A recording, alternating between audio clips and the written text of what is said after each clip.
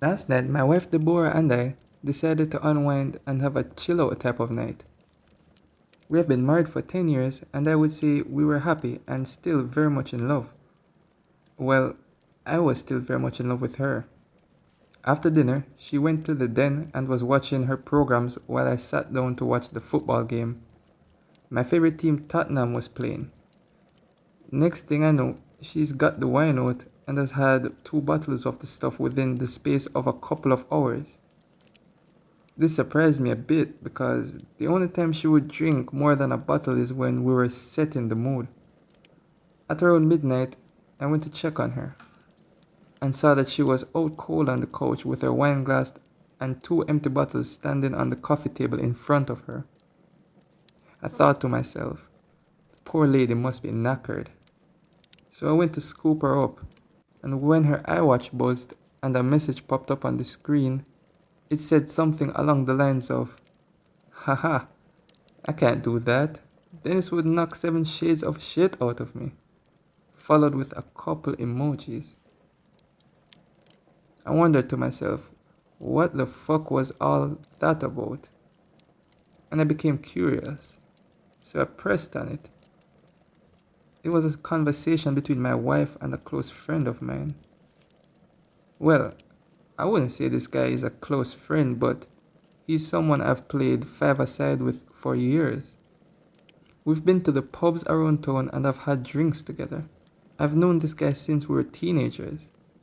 Back in the day, we used to call him Jacket Holder because when we got into scraps as teens, he'd always be holding the jackets while everyone else went for it. So as I said, I pushed on the conversation while the watch is still attached to her wrist and scroll up to the top of the convo. And as far as I can tell, it's him who contacted her first. There's lots of flirting, joking around with wink wink going on, but nothing that you could outright classify as cheating. Well, not until I got to the present night's convo where I notice she's drunk and starts openly begging him for sex. Couldn't believe my fucking eyes. She was saying shit like how much she had always wanted him, how no one would ever find out, and the last one that killed me was that she was great at keeping secrets. I tried to scroll on her watch, but I was unable to find any other messages, and I don't know her phone passcode. Still, I carried her to the bedroom and put her in bed. Then I went and just sat in the kitchen in shock till I fell asleep. The next day I woke up for work at around 5:30 a.m. And when I went to get in my work van, I just slunked down on the wheel and realized I can't be bothered. So I went back in the house and grabbed a half-drunk bottle of vodka, filled it to the top with Coke, and went on a walk down the railway line. I had walked roughly half the length of the railway when I decided to sit under a bridge like a damn troll, just fuming at the whole thing. I sat under the bridge for about an hour, just caught up in my thoughts and occasionally sipping the vodka I had carried with me. 2 dog walkers came over to check on me as I was concerning them. I told them everything, and after they listened, the first thing one of them said to me was, "Son, the worst thing you can do right now is drink. It'll cause carnage." I have to thank her for that because I was on the highway to hell at that point. Threw the remainder of the vodka away, got in touch with a friend, and he said I could come to his place for a while to calm down while he was at work. We live in a small town of around 15,000 people, and he wasn't too far away, so once I got there, he told me where to find the spare key, and I went in, sat on his couch, and tried to calm down. Throughout the morning, I was getting multiple texts and phone calls from Deborah asking where I was and what the hell was up. She had noticed that my van was still sitting in the driveway and I was nowhere to be seen. I texted her back telling her that there was a problem with my engine, so I got a lift into work, which she seemed to buy, as she just texted back saying okay. When my friend got back from his work at around 5 p.m., I told him everything that had happened and asked him for his opinion. I also told him not to tell anyone about Jacket Holder, as that might then get back to my wife, which I didn't want at this point. I planned on dealing with him later. I was thinking that I'll expose what a little rat he is, since knocking the daylight out of him and going to lockup wouldn't have helped me at all. I remember thinking, what the hell is he even playing that messaging my wife for in the first place? He only knows her in passing. My friend ended up convincing me to try and keep a low profile, to not do anything rash, see what I could dig up, but at the same time speak to a lawyer, get the ball rolling in terms of finding out my options. He took me home about 6 o'clock and I was honestly dead on my feet at that point. I think the adrenaline pumping the entire day, then suddenly stopping, knocks it right out of you. I was extremely tired when I got home. The second I walked through the door, I knew something was up as Deborah immediately began questioning me about work. I asked her why does she even care, to which she replied how she noticed that I had left my big flask and lunch bag in the front passenger seat of my van and that she just felt like something was up.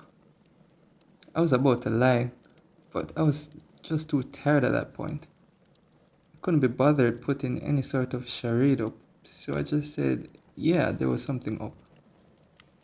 I told her that when I was putting her drunk ass to bed last night, a message came up on her iWatch, which I read, along with all the other ones, and that she was a bloody disgusting cheat that I wanted nothing to do with.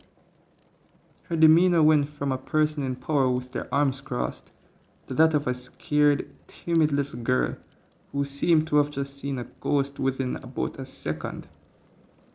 I began grilling her. Great at keeping secrets, eh? Begging that little rat for sex, eh?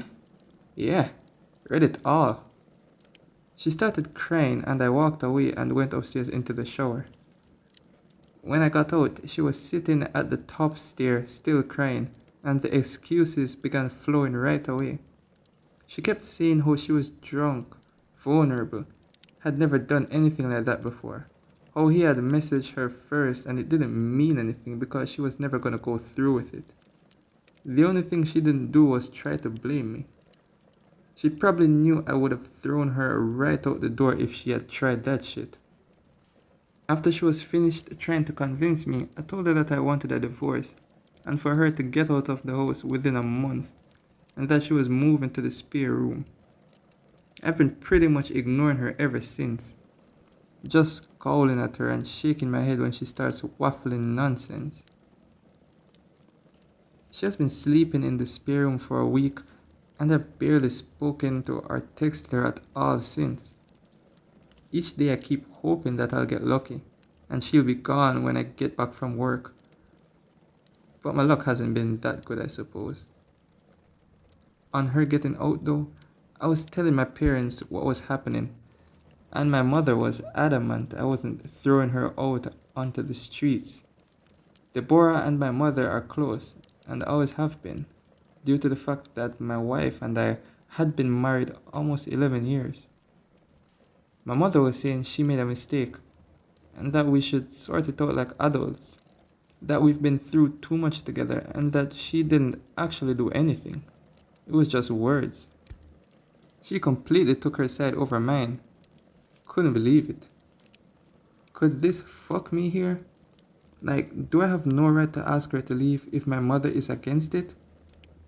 It's gonna be my house when my parents pass and I did nothing wrong, so I'm not leaving. So what do? I mean, I don't want to speak to her. I can't even bear to look at her after reading that shit. It was like a dagger through my heart. I just feel like every morsel of love I had for her has evaporated into thin air after reading her begging like that. Fucking disgusting. I honestly want to ghost her and never speak to her again.